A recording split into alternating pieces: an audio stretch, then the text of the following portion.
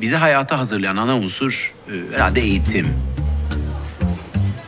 Hayat sürekli değiştiğine göre o zaman da sürekli yeni bir şeyler öğreniyor olmamız gerekiyor.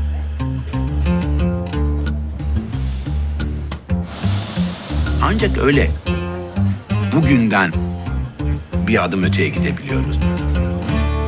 Hiçbir zaman mezun olmuyoruz.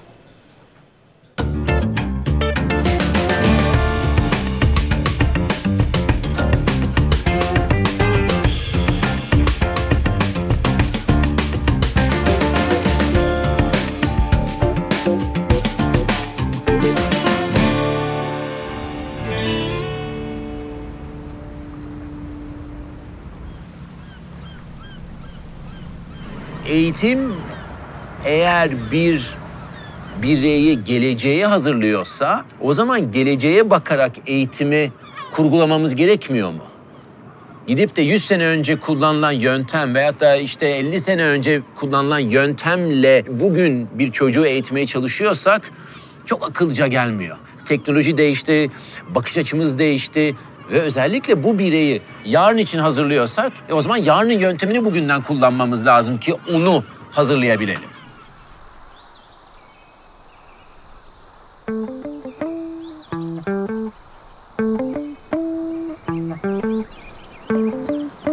İşlevsel orman diye bir kavram duymuştum ve biraz kurcalayınca da Türkiye'de Alp Pir diye biri varmış bu meseleye kafa patlatan.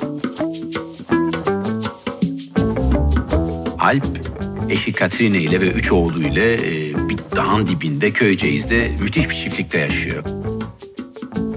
Evi de kendileri yapmışlar. Bilmem kaç çeşit narenciye var bahçede ve 4 yaşında bir çocuğu İşte incirin mevsimini de biliyor, işte hangi ağacın yaprağına bakarak ne olduğunu bile biliyor. Hayatın gerçeği bu değil mi zaten? Evet, Köyceğiz'deki okula gidiyor. Ama buradan da çok ciddi yaşadığı dünya ile ilgili de birebir eğitim alıyor. Bu da bugün çoğumuzun şehirlerde aldığı eğitimi de çok ciddi bir şekilde sorgulatıyor. Bizim anladığımız mevcut kurgusu itibariyle eğitim anlamsız. Yani eğitim denen şeyin şu anda tanımlanan ve işte belli hiyerarşik yapılar üzerinden sistematik bir şekilde icra edilmeye çalışılan yapının endüstriyel tarımdan hiçbir farkı yok. Endüstriyel tarım nasıl besin değeri düşük ve işte raf ömrü uzun plastik tadında ticari emtialar üretiyorsa, bunun adına da gıda denmeye çalışılıyorsa, İnsanlarla ilgili yaptığımız şey de açıkçası aynı yere geliyor. Endüstriyel bir anlayışla insanları yetiştirmeye, eğitmeye çalışmak, hizaya getirmekle doğru orantılı olduğu ve o şekilde anlaşıldığı için hizada oluyoruz işte. Ama doğada hiza yok. Doğada çok kaotik bir yapı var ve dünyadaki sosyal yapı da gitgide daha kaotikleştiği için aslında bizim bir şeyleri yanlış yaptığımızı gösteriyor. Yani bunu okumak için üniversiteye de gitmek gerekmiyor. Ordinarius profesör olmak da gerekmiyor. Yapılar konuşuyor, bas bas bağırıyor. Yani buna istinaden kaotik çözüm anlayışlarıyla işte doğadaki yavru anne baba ilişkisinde olduğu gibi ufak dokunuşlarla bizim durumumuzda 3 tane oğlumuzun yollarını bulmaya çalışmalarına yardımcı olmamız gerekiyor. Onlara bu manada hizmet etmemiz gerekiyor açıkçası. Eğitimin temeli bu değil mi zaten? O bireyleri gelecekteki hayatlarını hazırlamak bir şekilde. Kesinlikle, yani burada şu çok önemli meseleyi de atlamamak lazım açıkçası. İnsanoğlunun var olduğu süreçte ilk defa temel içgüdü anlamında bir neslin sona ermesi gibi bir riskle karşı karşıya olma hali var. Böyle bir endişe içerisinde olma hali var. Bizim çocuklarımızda bu var. Bunun farkındalar. Şimdi bu nasıl bir varoluş türetecek? Bunu bilmiyoruz. Çocuklarımızın şu anda devlet okuluna gidiyor ve okuldan çıktığı zaman buraya geliyor ve bu ikisi arasında sürecinin nasıl olduğuyla alakalı olabildiğince onlarla birlikte çalışma halimiz var açıkçası. Yani mevcut kültür tanımlarının da tamamen dışında bir yere doğru gitmek durumundayız. Alison Gopnik, bir sosyal psikolog, diyor ki biz evrim tarihi boyunca çocukları bahçıvan gibi büyütürken iş giderek marangozluğa dönmeye başladı diyor. Yani çocuk İngilizce de öğrensin, kodlamayı da öğrensin, satrancı da öğrensin, tenis de yapsın, baleye de gitsin, diplomayı alsın, yandan 2 tane toplum hizmeti yapsın, CV'sine onu yazalım, güzel bir üniversiteye gitsin, iş alsın. Yani çiviyi koydun, ahşabı koydun, ne bileyim ya da daha iyi örnek verelim, tuzu koydun, yani unu koydun, hadi yemek çıksın. Ki yemek bile bahçıvanlığa daha yakın. Oradaki kafa endüstriyel bir ürün bekliyor. Ya bu çocuk bize evrim, psikoloji, biyoloji diyor ki bu iş öyle olmayacak. Sen çocuğa en başta sevgi vereceksin. Arkasından temel o doğru eğitimi vermeye çalışacaksın ki onu öğretmen yapacak. Sonra arkana yaslanacaksın ve biraz bekleyeceksin.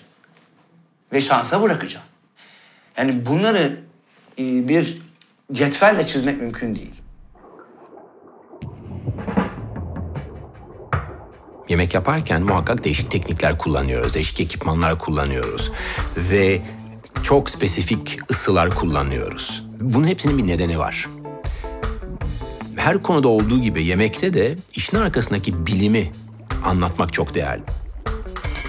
Bu resim için bile aynı şey geçerli. Eğer biz iki boyanın birbiriyle olan ilişkisini bilmiyorsak bilimsel olarak o resim istediği kadar güzel olsun dayanır mı istediğimiz süre gibi 1000 tane konu var ama bilime muhakkak derinlemesine girip ve gerçekten benimseyerek anlamak çok değerli. Ancak öyle ilerleyebiliriz. Birçok zaman öğrencilere de anlattığımızda bu 63 derecelik yumurta biraz klişe bir yemek. Bir ara çok modaydı. Şu an biraz geride kaldı. Biraz demode hatta oldu. Ama kullanmayı seviyorum. Çünkü 1 derecenin ne kadar önemli olduğunu çok iyi gösteriyor. 63 derecelik yumurtanın sonucu başka, 62 derecelik yumurtanın sonucu başka, 64 derecelik yumurta fazla pişmiş başka. Evet 1 derece. Ama 1 derece zaten o kadar önemli ki suyu 99 dereceden 100 dereceyi çıkaran 1 derece. Ve 100 dereceye çıktığı zaman su kaynıyor, buhar üretiyor ve kocaman lokomotifi götürebiliyorsunuz. O yüzden 1 derecenin önemi çok. Bir yumurta bu kadar komplike aletlerle pişer mi diye dalga geçiyor insanlar ben de bunu anlattığım zaman. Haklılardır da. Evet evde hiçbir zaman bunu yapmıyorum. Kırıyorum tavanın içine ya da haşlıyorum tencerede. Ama bu kadar kastığımda acaba o zaman sucuklu yumurtaya başka bir şekle sokabilir miyim? Biraz kendimle dalga geçerek bunu yapıyorum. O zaman sucuğu kurutalım. O içindeki fazla yağı yok edelim. Vesaire vesaire bambaşka bir sucuklu yumurta yaratabilir miyiz?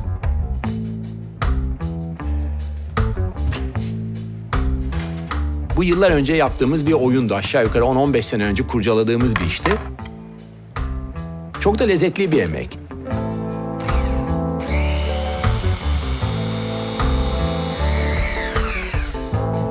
Ama asıl amaç burada bir işin arkasındaki mantığı anlayabilmek ve anlatabilmek.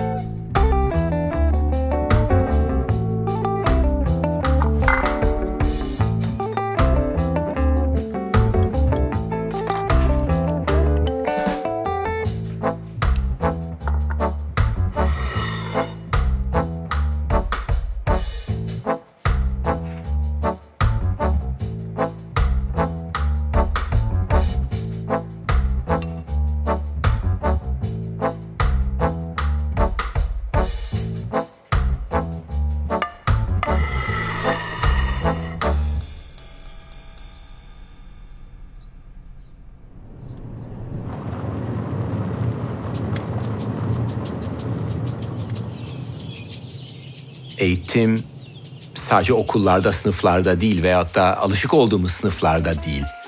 Dünyanın birçok yerinde çocukları bile doğaya çıkarıp oralarda eğitim vermek istiyorlar. Ben kendi çocukluğumdan hatırlıyorum. İşte topraktaki katmanları hocamız ormanda yürüyüş yaparak gösterirdi bize. Narköy'e baktığımız zaman evet bir otel, evet müthiş bir tohum bankası var. Ama bunun dışında da bir eğitim merkezi. Ve doğayı, toprağı kullanarak eğitim veriyor. Ya bu eğitim dediğin şey dışarıda olmalı, deneyimsel olmalı. Yani insanoğlu on binlerce yıl hep bir şey yaşayarak öğrenmiş. Sonra biz onu almışız, sınıfın içine koymuşuz ve sen artık böyle öğren diyoruz. Olmuyor, öyle öğrenemiyor insan. Ya da sadece bilgiyi hani biliyor, hatırlıyor ama uygulayamıyor. O zaman da eğitim sistemine baktığımız zaman işte benim de oğlum 13 yaşında giriyor işte matematik, işte fen, Türkçe, edebiyat vesaire vesaire. Ama bir şeyler o zaman eksik kalıyor. Eksik kalıyor. Çünkü şöyle, ben eski bir ilkokul öğretmeniyim, 72 mezunu. Hep bunu anlatıyorum. Bizim okullarımızda bahçelerimiz vardı. Kendim biz yetiştirirdik, yapardık, toplardık. Çocuklar mesela sürecin farkında olurdu, takibin farkında olurdu, yeni deneyimler. Bir de bedenin bir hafızası var. Siz ona dokundunuz, toprağa dokundunuz. Bu beden de toprakla sudan geliyor. Tadına baktınız, kokusunu aldınız. Bunlar çok önemli. Artık bedeniniz hatırlıyor. Ben bazı tarifleri sadece kokusunu hatırladığımda görüntüsü de geliyor. Diğerleri de eşlik ediyor. Eski yemek tariflerini de öyle hatırlıyorum. Hep çok meşgul çocuklar demek, merak etmesine izin vermediklerimiz demek. Şeyi anlatınca işte bir sıkılmaya izin vermek çocuklara ki kafaları çalışsın ve merak etsin. Geçenlerde bir yerde bir şey okuyordum işte çocuklara öğretmeniz gereken en önemli 10 tane bir şeyi sıralıyor. Bir tanesi hiçbir şey yapmamayı. Boş oturup şöyle hayal etmeyi. Tabii. Neler becerebilirim, o tepenin arkasında neler var. Yıllar sonra sıkı can iyidir lafını anlıyoruz. Ya burada o kadar hakikaten mucizevi şeyler oluyor ki işte beraber yürüyoruz o üst düzey yöneticilerle. Tevazu anlatmaya, nasıl anlatacaksın üst düzey yöneticilere tevazuyu? Ama başın önüne yemiş işte domates bitkisinin toprağa tohum bıraktığını, işte ne oluyor burada diyorsun. İşte ölmüş diyorlar. Yok diyorsun, bak ölmemiş. Toprağa tohum bırakıyor. Sen şimdi bize ne demek istiyorsun? Ya öleceksiniz yani siz 1 yıla 2 yıla. Nasıl, ne demek o öleceğiz? Değil mi? Emekli olacaksın. Sen yeni gelen arkadaşlara tohumunu bırakıyor musun bakalım? O tevazuyu gösteriyor musun? O kafanı bir eğip o arkadaşlara temas ediyor musun? İşte diyorum ya, yani sen söylesen döverler. Domates söyleyince çok daha anlamlı ve etkili oluyor. Annemin bir gün benim hayatımda çok önemli bir zamandır. Sabahleyin yürüyoruz. Ve çok alakasız bir yerde bir karpuz çıkmış. Al oğlum çakal karpuzu, o çok güzel olur dedi. Yukarıda anlatırım dedi. Kestik hakikaten, yani karpuzu ektiğimiz yerde değil ama başka bir yerde, böyle efsanevi bir tadı var. Ne dedim bu? Oğlum dedi, biz dedi çakal geldiğinde dedi onu hani kovmayız, işte vurmayız, etmeyiz. Yani bizim kültürümüzde o yok, işte kurda kuşa aşa. Çakal yer ama çakal da öyle iyi biliyor ki şimdi en güzel karpuzu buluyormuş. Sen de müsaade ediyorsun. Senin karpuzunu yiyip tarlanın her yerine onu dışkılıyor. Hatta ormana. Ve ormana dışkılıyor. Ve o en güzel karpuzu senin için çakal çoğaltıyor. Şimdi Çoğaltıyor, dağıtıyor etrafa. bu benim bütün rekabete bakışımı değiştirmiştir. Çakal senin aslında iş ortağın oluyor. Ama buradaki kritik tabii şey şu. Eğer tohumun organikse, atalıksa, hibrit değilse, GDO'lu değilse, toprağın iyiyse, kültürün iyiyse, yani senin gerçekten bir organizasyon olarak şirket ol, ülke ol, aile ol. Organik bir kültürün varsa aslında rakip diye bir şey yok. Beraber üretiyorsun yani. Ve ondan sonra ben rekabeti böyle anlatmaya başladım insanlara. Biz bugün eğitimde daha ziyade hep teorik konuşuyoruz. Belirli tür kanonik bilgi birikiminin bir nesilden diğer nesile aktarılması söz konusu. Halbuki bizim ihtiyacımız olan bu tür teorik bilgilerin iletişiminin yanı sıra aynı zamanda deneyim konusu. İnsanlar sadece bir şeyleri teorik olarak öğrenmemeli, aynı zamanda bunları deneyimlemeli. Dolayısıyla biz deneyimi, tecrübeyi de eğitim sisteminin bir parçası haline getirmek zorundayız.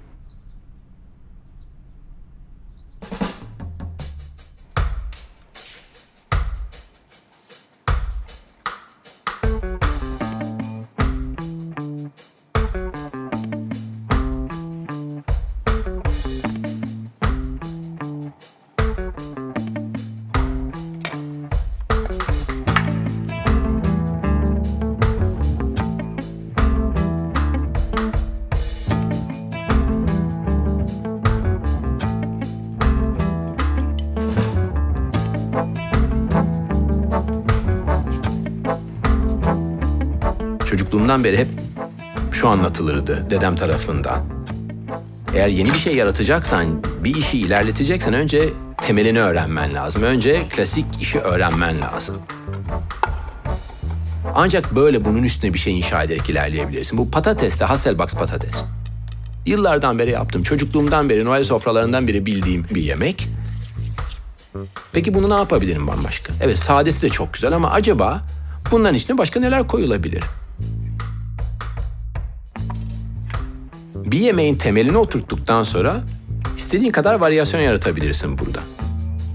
İster patatesi sade, ister içine kurutulmuş geyik eti koy, ister balık yumurtası rendele üstüne, istiyorsan peynir dilimleri koy arasına, ançuezli bir tereyağı yap, onu sür üstüne, ne istiyorsan yap. Bir sınırı yok bunun zaten. İşin de güzel tarafı o.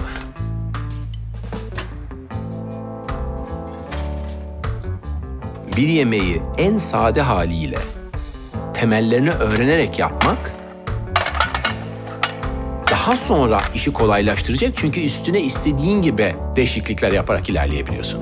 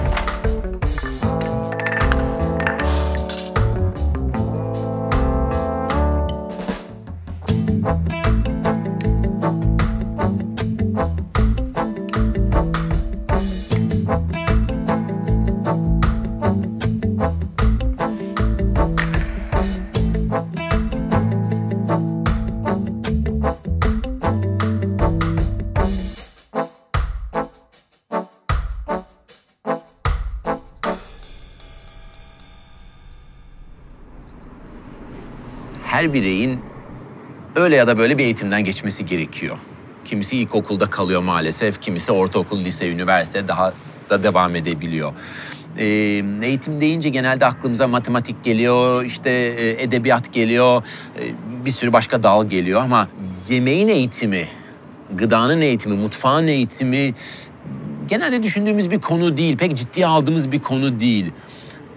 Ama hepimiz biliyoruz ki yemek hayatımızın merkezinde. Bizi biz yapan en önemli konulardan biri yemekse o zaman o işi de ciddiye almamız lazım. O işin eğitimini ciddiye almamız lazım. En az bir mühendis kadar, bir doktor kadar işi ciddiye almamız lazım.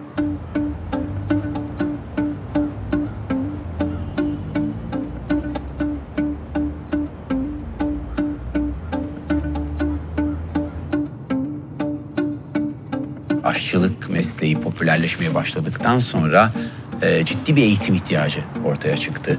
Ve eskiden meslek liseleri veyahut da üniversitelerdeki turizm bölümleri, bir de tabii usta çırak eğitim modelleri vardı. Bugün ise üniversitelerde 4 yıllık gastronomi bölümünden veyahut da MSA'daki gibi kısa süreli mesleki eğitim veren kurumlar var. Ya bize en çok sorulan soru, siz ne öğretiyorsunuz peki? Hemen şunu söylüyorum, tabii ki bir müfredat var ilgili konuda ama biz mesleki pratik özgüven veriyoruz her şeyden önce. Çünkü ben aşçı olmaya geldim diyen bir aday okulun kapısından giriyor, ne bir restoranın arka tarafını görmüş oluyor, ne bir restoranın ekonomisinden haberdar, ne personel yönetiminden, ne gıda maliyetinden. Dolayısıyla küçücük bir vizyonla geliyor. Çoğu çocuk da erken yaştan maalesef çalışmadığı için Aynen hep vardır öyle. ya. İşte ne yapacağını, nasıl davranacağını bile bilmiyor çoğu çocuk. Aynen. Ve doğru dalı seçip seçmediğini de. Çok heyecanlandığım bir konu bu. Çünkü okullarda meslek tanıtımı yok bizde. Ya ben ekonomi okudum. 2 şey söylüyorum. Keşke bir meslek eğitimi alsaydım. Çünkü o zaman modaydı. Bütün bizim sınıf arkadaşlarımız ya işletme ya ekonomi yazdık. Ben bitirdim. Ne yapacağım dedim. İşte her türlü şirkette çalışabilirsin. Her istediğini pazarlama yapabilirsin. Ya bir mesleğin karşılığı değildi benim yaptığım şey. Çünkü ekonomist olmak istemiyordum zaten anlatılmadığı için. Ama meslek eğitiminde bir de çok net hedefin. Çıktım, aldığım bilgiyi pekiştirip hayaline ulaşma şeyin çok daha hızlı bana göre. Mesleki eğitim deyince şey de geliyor aklıma. Ben kendi tecrübeme dönüp bakıyorum. Yani işte okul seçerken, okul araştırırken o zaman internet vesaire de yoktu. İşte konsolosluklara gidip muhtelif dünyanın nerede ne okulu var diye Amerika'daki okulu buldum. Johnson Wales'ın broşürü geldi. Aa çok güzel. Renkli renkli kataloglar vesaire. İşte evdekilere gösterdim. Annem diyor ki ama bu üniversiteye benziyor. Biraz daha meslek okulu gibi bir şey diye böyle aşağılayarak bakıyor ona. Aynen. Maalesef mesleki eğitim algı olarak hele ki velilerin gözünde hala düşük. Yani biz MSA'da mesleki eğitim veriyoruz dediğimiz zaman bile ha oluyor. Ha geldikten bizle konuştuktan sonra anlıyor aslında hiç de algılarındaki gibi değil.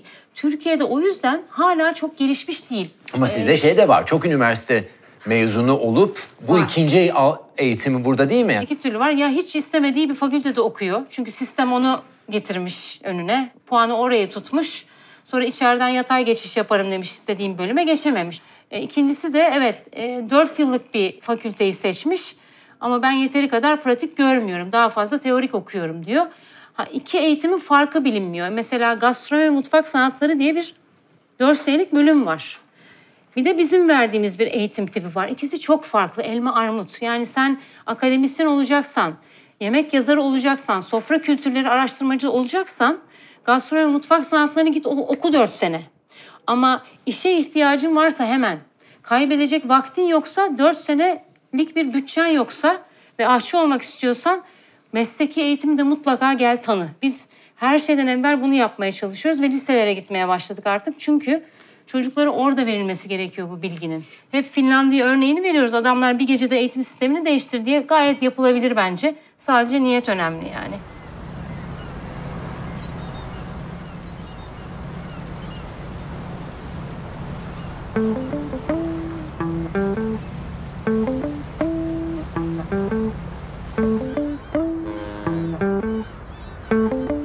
Aşçılar daha çok usta-çırak ilişkisiyle öğrendikleri dönemde yerelliğini koruyabilmiş. Ne zaman ki aşçılık eğitimi daha resmi bir hal almaya, daha sistematik bir hal almaya başladıysa ve özellikle küreselleşmeyle de birlikte belli bir sistem, sanki tek kalıp sistem ile aşçılık eğitimi başladı. Bir ülkenin mutfağı, o ülkenin kültürünün en önemli unsurlarından biri ise onun eğitimi de en önemli konulardan biri olması lazım. O mutfağı biz bir sonraki nesle nasıl öğreteceğiz? Bir kere Türkiye'ye ya da Türk mutfağına ait teknikler, reçeteler, bölgesel, yerel, geleneksel çok doğru düzgün bir araya getirip çalışılması gerekiyor. Bir envanter gerekiyor. Müfredat çok sıkıntılı. Hala reçeteler tutmuyor biz mutfaktayken. Şimdi doğruya doğru. Kulak meme kıvamı etrafında dönüyoruz hala. O mevzu, evet yani ve onu O iyi bir şey belki ama. O güzel bir şey. Bu benim sevdiğim de bir Aynen. şey ayrı. Ama gerçekten bunların çalışılması, detaylandırılması ve yazılması gerek. Çünkü müfredat yoksa, materyal yoksa bunu nasıl eş zamanlı öğreteceksin? Her yerde aynı ustalıkta iyi usta şefler yok. Tabii Onları muhakkak. çoğaltamıyoruz da. Dolayısıyla bu bir sorun. Bunun dönüşmesi gerekiyor ve aslında şu noktada haklısınız. Biz eğitim sistemimize Türk mutfak tekniklerini, kültürüyle kattığımız anda dönüşecek. Hani diyoruz ya Türk mutfağı niye tanınmıyor, niye tanınmıyor, gastronomi, turizmi falan filan. O zaman olacak. Temelde daha çok uluslararası mutfak tekniklerine hakim, biraz Türk mutfağını bilen şeflerimiz, gençlerimiz hep aynı şeyler etrafında dönüyor. Bu sorunun tabii yani o bir sıkıcı aynılaşmanın bir hikayeden baktığımız zaman çok şanslı bir noktadayız. Evet şu an katman kültürleri, tarihi olan, işte müthiş bir çeşitliliği olan bir bölgede yaşıyoruz. Ve bu zenginliğini yarın bu işi yapacak olanlara aktarmak gerekiyor. Aktarıyor muyuz, aktarmıyor muyuz? Ya aktarma şekli farklı. Şimdi şöyle, üniversite dediğimiz mevzu zaten hiçbir konuda tamamen öğrenciye sonuna kadar her şeyi vermez. Bir aslında vizyon verir, bakış açısı verir, bir yön verir, bir duruş, bakmayı öğretir. Türk mutfak kültürü dersinde benim mesela yaptığım 3 saat teori sınıftayız. Bayağı onlara bakış açısını öğretiyorum, perspektif öğretiyorum, tarihsel açıdan farklı katmanları öğretiyorum. Sonra da gidip örnek uyguluyorlar.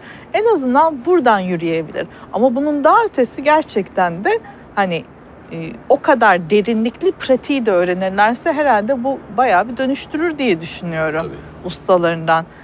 Onun için biraz Türkiye'de daha zaman var ama herhalde o noktaya gelecek, olumlu yönde gelişeceğini düşünüyorum.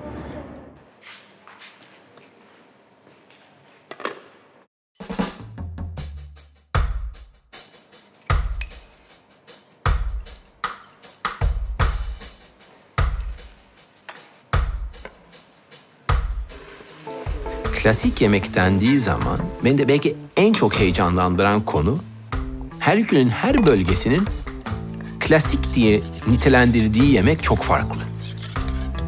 Ege'ye gittiğimiz zaman zeytinyağlı var. Zeytinyağının 1001 çeşidi var. İstanbul'daki zeytinyağlılar belki de farklı. Güney Ege'dekiler farklı doğal olarak. Bir Fransız'a enginarı klasik yemek olarak tanıttığım zaman şaşırır. Çünkü onun klasiklerinden değil bu. Aynı şekilde bir Japon'a anlatsak, onun klasik yemeği de bize farklı geliyor olacak. İşin heyecanlı tarafı da bu. Örnek zeytinyağlı enginarın en temel haliyle öğrendiğimiz zaman buradan birçok çeşit çıkarabiliriz. Ve eğitim sisteminde önce kendi bölgenin klasiklerini ve temellerini öğretmenin önemli olduğunu düşünenlerdenim.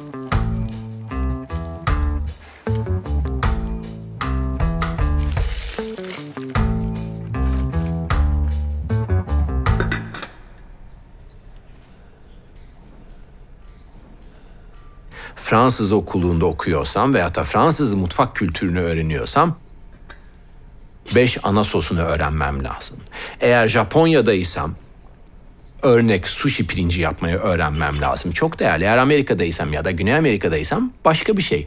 Türkiye'deysem iyi bir zeytinyağlı yapmayı öğrenmem lazım ve birçok daha başka yemek yapmayı öğrenmem lazım.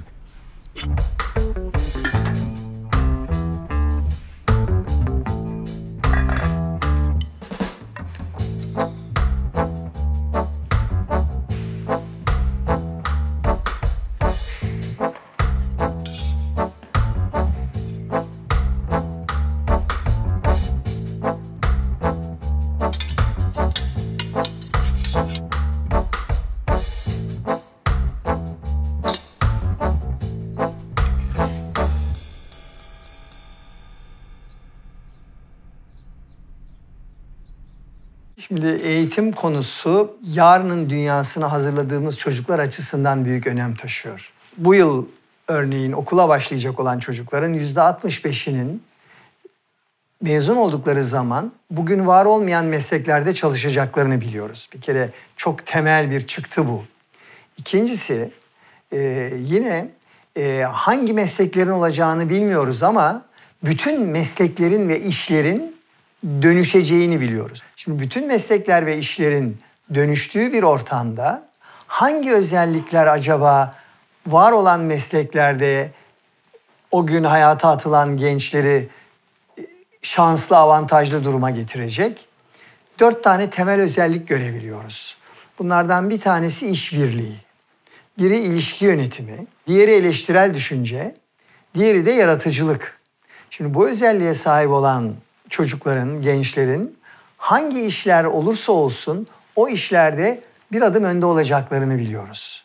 Şu açıdan önemli, şu anda Türkiye'de ağırlıklı, halen var olan sistem başarıyla zehirlenmiş, sınavlarla tutsak alınmış ve psikolojik bağışıklık sistemi gelişmemiş çocukları hayata sunuyor. Bu çocukların hiçbir yaşam becerisi yok. Bu çocuklar başarıyı başkalarının önüne geçmek olarak algılıyorlar. Halbuki iş hayatına girdikleri zaman başarı bir ekip çalışması, birlikte ortaya çıkartılacak olan değerle şekilleniyor. Sağlığımızı veyahut da hastalıklarımızı etkileyen en önemli konumuz bugün yemek. Hatta Dünya Sağlık Örgütü'ne göre artık sigaradan daha çok insan yanlış beslenmeden ya ölüyor ya da hastalanıyor.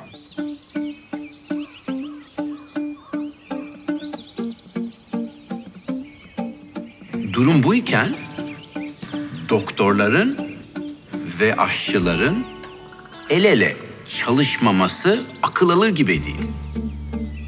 Doktorların yemeği öğrenmesi, yemekçilerin de sağlığı öğreniyor olması lazım. Aslında iki çeşit gıda olduğunu düşünüyorum ben. Bir, sana iyi gelen ve iyileştiren gıdalar. İki, hasta eden gıdalar. Yani bizim illa hastayken iyi gelen gıdaları yiyip sonra sağlıklı olduğumuzu düşündüğümüz zaman ondan vazgeçip hasta eden gıdalara dönmememiz lazım. Yani bu arada... Tabii de bu havada kalmaması için böyle alıp onu yere bastırıp gerçekten uygulanabilir olması için muhakkak basit bir beslenmeden ziyade, ya işte atıyorum çoğu aşçılık öğrencisi 1-2 tane beslenme dersi alıyor ama yetmiyor. Az geliyor. Bir şekilde hep senin söylediğin hücrelerin, yani sürekli bir fabrikayız, bu hücreler yenileniyor ya. Yüklediğin ana ham maddeden daha önemli hiçbir şey olamaz aslında. Tabii. Ve bunun eğitimi ne öğrencilere veriliyor ilkokuldan beri, ne ortaokulda, ne lisede, ne üniversitede, ne de uzmanlaşmış aşçı ya da hastanelerde. Sen biliyorsun ne verilmesi gerektiğini, teorik olarak ve teknik olarak. Ama bunu daha demin bisiklete biniyorsun, ya işte yağı ne kaç derece ısıtıyorsun diye soruyorsun bana. Şimdi ben de evet ısıtıyorum ya. Çünkü öyle Maillard reaksiyonu olup lezzetli oluyor. Sen onu yapmamam gerektiğini söylüyorum. Öbür türlü, yani o yüzden el ele aslında gidildiği zaman kesinlikle hem iyi gelen hem lezzetli olan bir şey çıkabilir diye düşünüyorum. Ya öyle olacak. Yani bir şekilde bu konunun şu anda gündeme gelmesi, yani sen ya da ben uyandığımız için değil, dünyada genel olarak bir konuda bir uyanış var. Ama bu iş nereye gidecek? Yani biz beslenmeye çok önem vermemeye başladık. Bir angarya gibi görüyoruz. Yani yemek yerken yemeğimize özen göstermiyoruz. Nasıl hazırlanacak, nasıl gıda maddesini elde edeceğiz? Ona insanlar hayatından kaç saat ayırıyor? Yani normal çalışan bir insan öğlen yemeğine gidiyor, iş yerinde önüne ne verirse onu yiyorlar zaten. Akşam eve geldiği zaman da çok az bir süpermarketten aldığı çoğu hazır gıdalarla yemeğini yapmaya çalışıyor. Halbuki biz kaynağından seçersek kendimizin ihtiyacı olan gıdaları daha az hasta olacağımızı düşünüyorum. Tabii acayip bilgi gelmeye başladı. Yani sürekli elimizde telefonla veyahut da nereden yani bir şey soruyoruz ve bir sürü bilgi geliyor. Eskiden doktora sor, hocaya sor, bilmem kime sor söylüyordu. Tamam deyip inanıyordu birçok insan. Ama bugün öyle değil ki. Bugün 1000 tane bilgi. Hangi birine nasıl güveneceğiz şimdi? Yani bence bilimin verdiği net mesajları halledebilirsek çok adım atmış oluruz. Onları bir kere kabul edelim, onları koyalım. Bir defa yani herkesin bir anayasa gibi kabul edip şeker konusunda acımasız bir şekilde şekeri reddetmesi lazım. Sen gir süpermarkete, rafları... hasta oluyorum. Bak mesela sen diyorsun ya, işine gelmiyor belki, işimize gelmiyor. Bu Greta Thunberg, İsveçli genç kız var ya, evet. Sürekli şu an her yerde görüyoruz. Onun yaptığı yorum şu, bilimin bize sunduğu, işimize gelmediği için, şirketlerin işine gelmediği için karbon salınımını azaltmaya bir türlü gidemiyoruz. Çünkü işimize gelmiyor. Neyse hadi dinleyelim bakalım. Her şeyi sorguladığımız bir dönemdeyiz. Ekonomik sistem, politik sistem, doğaya yaptıklarımızı sorguluyoruz. Bilgi akışı hiç olmadığı kadar hızlı. Ama eğitim sistemine dönüp baktığımız zaman arkaik bir düzenle gidiyoruz. Belki 100 sene, 200, 500 sene önceki düzene göre gidiyoruz. Bugün öğrendiğimiz 100 sene sonrasını etkiliyor, 200 sene sonrasını etkiliyor. Bugün öğrenip yaptıklarımız bu kadar önemli bir konuysa eğitim, bizi hayatımıza, çocuklarımızın hayatına hazırlıyorsa her türlü eğitimi çok ciddi düşünüyor olmamız gerekmiyor mu?